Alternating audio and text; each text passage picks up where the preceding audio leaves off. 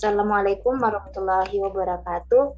Sebelumnya saya mengenalkan diri terlebih dahulu. Nama aku Sri Rahayu dengan NIM 20113658. Kali ini kita akan mewawancarai tanya-tanya dengan seseorang yang menurutku ini keren banget. Halo Kak Ajeng. Halo Kak Sri. Nah, Kak Ajeng ini tuh seorang ilustrator. Makanya saya tertarik untuk wawancara dengan Kak Ajeng. Oke, tanpa basa-basi kita langsung aja tanya-tanyanya. Tapi sebelum bertanya lebih jauh, saya ingin nanyakan apa sih itu ilustrator? Mungkin Kak Ajeng bisa jelasin karena di luar sana mungkin ada teman-teman yang belum mengenal apa sih itu ilustrator. Oke, Kak Ajeng silakan. Oke, makasih ya waktunya Kak Sri. Untuk ilustrator sendiri, seorang seniman yang menciptakan atau menggambarkan suatu kejadian, karakter, dan tulisan. Jadi memberikan contoh dan gambaran untuk sebuah ilustrasi. Karena itu disebut ilustrator. Seperti Oke. itu. Selanjutnya, apa sih yang membuat Kak Ajeng ini menjadikan ilustrator sebagai profesinya Kak Ajeng? Sebenarnya nggak pernah terniat sih bakal jadiin ilustrator sebagai profesi saya karena saya pertama belajar gambar itu kan memang cuma coret-coret doang gitu, cuma hobi doang kan ya. Terus mulai fokus belajar gambar itu pas mulai masuk SMA, itu udah mulai fokus belajar gambar. Nah terus ketika saya lihat, oh mungkin sudah berkembang nih gambar saya nih, udah improve. Nah, saya bisa dapat uang dari situ lah. Why not gitu kan jadiin profesi, apalagi saya suka gambar. Plus saya dapat uang lagi. Karena itu jadi saya mulai fokus jadi ilustrator gitu. Oke. Berarti Kak Ajeng ini menemukan passionnya ketika menginjak SMA ya? Iya, betul, betul. Selain menggambar secara digital nih, Kak Ajeng juga bisa menggambar dengan pensil, kuas, dengan media kanvas? Bisa dong. Kalau aku lebih fokus di ini sih, pensil dan kertas. Karena memang sebelumnya kan aku fokus di realis, gambar portrait. Misalnya fotonya Kak Sri nih, aku gambar pakai pensil, terus gambarnya sesuai dengan fotonya realis gitu. Bahkan menurut saya untuk pertama kali belajar digital harus wajib untuk mulai belajar dari pensil dan kertas sih, karena itu membuat tangan kita kayak terbiasa gitu loh, kayak lemes lah istilahnya gitu. Jadi memang harus bisa pensil dan kertas gitu. Tapi bagaimana kalau ada seseorang? Sih gimana Kak? Saya bisa juga sih, saya di kanvas dengan kuas, cuman kurang nggak begitu mahir kalau di situ. Pakai kanvas, tapi bisa, cuman memang nggak begitu. Gimana tadi pertanyaan Kak Sri? Tapi kalau ada orang nih yang ingin menjadi ilustrator, apakah dia wajib banget untuk mempelajari secara tradisional itu? Apakah nggak bisa langsung secara digital? Enggak banget sih, nggak wajib banget, tapi lebih bagus kalau memang dimulai dari pensil dan kertas. Itu membuat kita terbiasa gitu, jadi nggak langsung kaku gitu loh ketika pegang digital nanti, karena kayak kita sudah dapat basicnya dari pensil dan kertas itu gitu. Jadi kalau bagi saya sih harus sih, wajib ya pakai pensil dan kertas menurut saya ya. Kan metode orang belajar beda-beda kan ya Kak Sri ya? Iya. Kak Ajeng ini lebih prefer ke tradisional atau digital? Digital dong, kan pasar saya di digital Pak, ilustrasi apa sih namanya, kayak gambar kan sama digital. Kalau dulu sih memang gambar pakai pensil, kertas gitu kan, kayak realis, tradisional. Memang dulu di situ, cuman gimana ya, kurang, makin kesini kurang juga minatnya kan. tetap ada sih, cuman memang saya lebih prefer ke digital, jadi ya lebih suka digital gitu. Lalu untuk pertanyaan berikutnya, software apa yang Kak Ajeng gunakan untuk melukis secara digital ini? Apakah Adobe Illustrator, Canva, atau software lainnya? Oh, kalau kebetulan saya pakai Procreate kalau sekarang, karena saya memang kalau Procreate itu kan memang khusus di iPad kan ya. Lebih prefer gimana ya? Yang gimana sih? Kalau lebih enak gitu loh, kayak karena saya memang kan fleksibel tuh, lebih pergi kemana-mana. Kalau misalnya saya pas banget Procreate itu khusus di iPad dengan dia punya fitur-fiturnya lengkap, membantu banget dengan brushnya yang gratis banyak, itu membantu banget, jadi lebih suka di Procreate sih.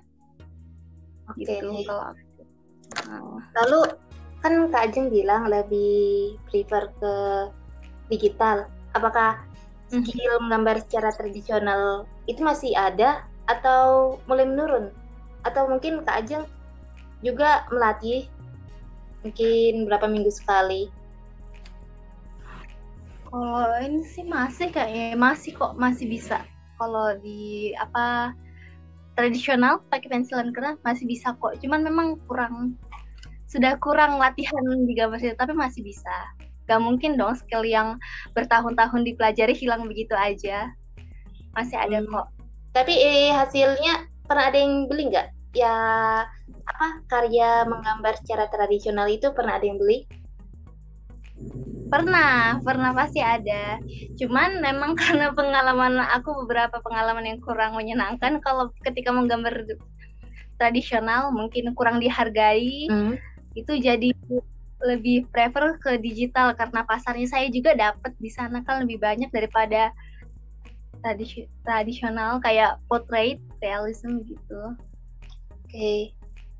Nah, itu saya sekarang lebih prefer digital gambar. Lalu jenis orderan apa yang paling sering diterima nih, yang paling banyak peminatnya? Oke, kalau kebetulan aku ini sih kayak mainnya kan di fandom tuh, aku kan suka kayak misalnya kayak anime gitu ya, jadi lebih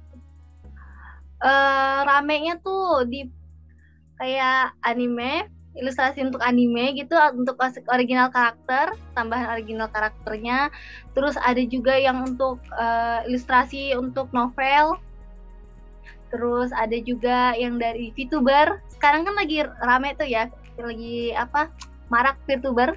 Pasti Kak Asri tahu kan VTuber kayak Niji Sanji, How Life gitu.